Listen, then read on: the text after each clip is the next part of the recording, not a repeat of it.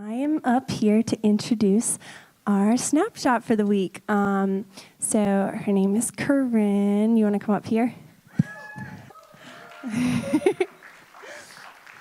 I love this girl so much. I think I've known you since you started coming to NLCF. Yeah, since she was a freshman, 5 years ago, 4 years ago, some time ago, 5 years ago. And she was in the engage group that I led, Gilmore Girls, way back then.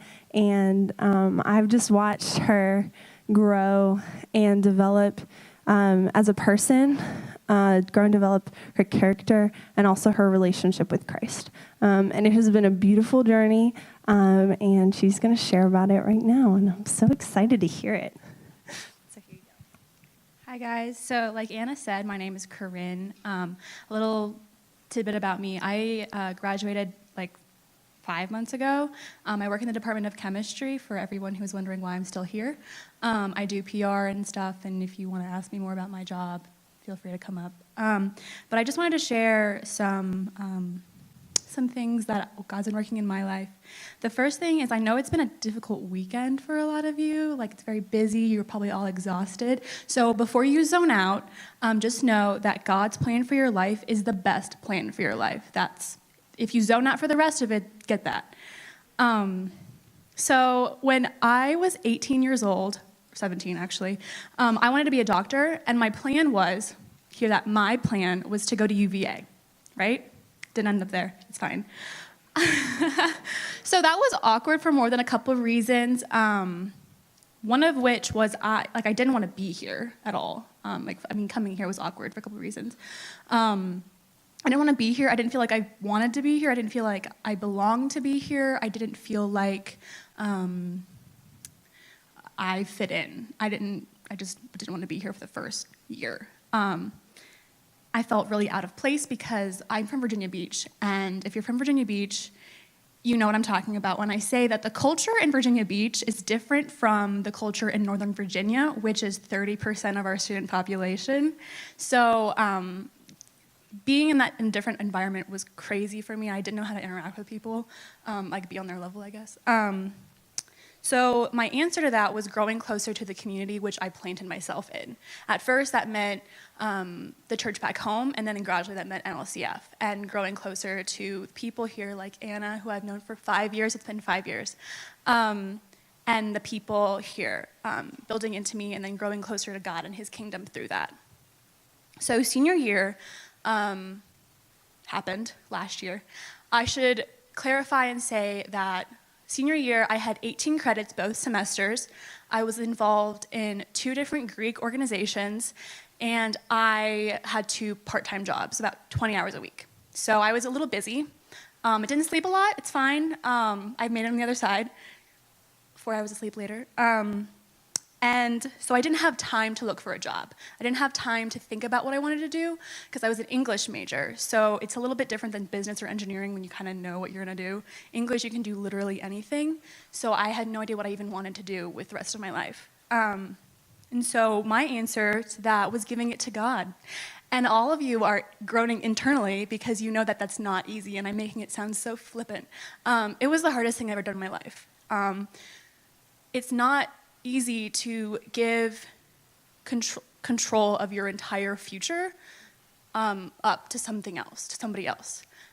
It's literally Jesus take the wheel, and how many of us can actually say that we've said Jesus take the wheel when we're driving on an icy road like Carrie Underwood did?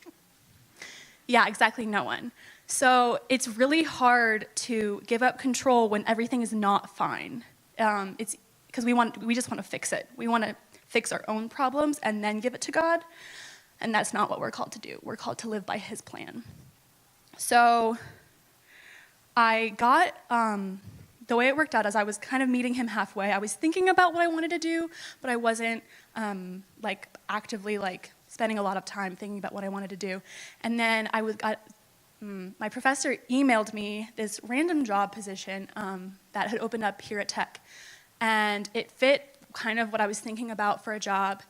And then I applied for it, and then I graduated, and then I got the job. So I graduated with no job, which was really fun, getting to tell people that.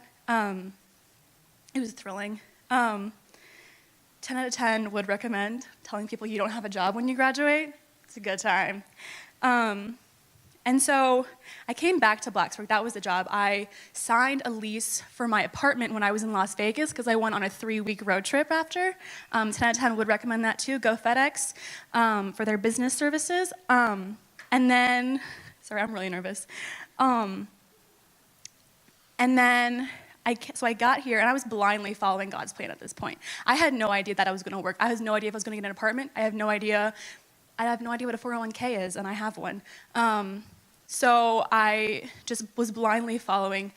And so I came here in the middle of July, and I was talking with Anna, and she was asking me about engage groups, and she said, would you want to lead an engage group? And I said, yeah. And then the next 10 minutes was spiritual warfare like I've never experienced. It was Satan telling me, no, you're not supposed to be here. Why are you still here? You just graduated. You're supposed to leave. That's weird. You're old. You're 22 years old. You've just graduated. You're not supposed to do this. This is the thing for student leaders. Student leaders, you are not a student. And God was telling me, no.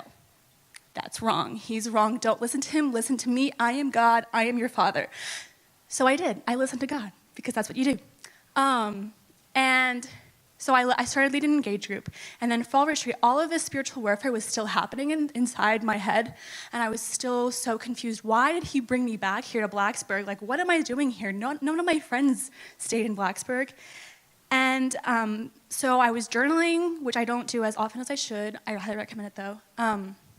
And I asked Jesus the question. I said, why am I back in Blacksburg? Like, why did you bring me back here?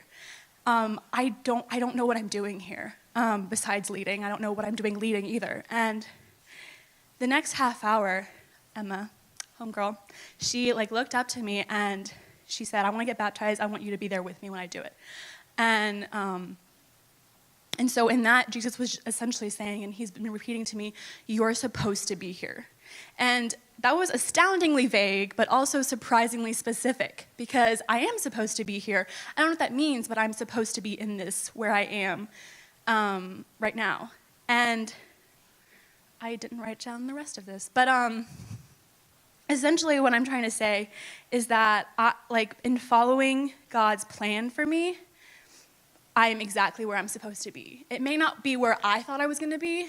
5 years ago, I thought I was going to be at Johns Hopkins Medical School because I wanted to be a doctor. I do PR now. But I'm supposed to be I am exactly where I'm supposed to be because God has led me to where I am now in front of you, shaking like a leaf.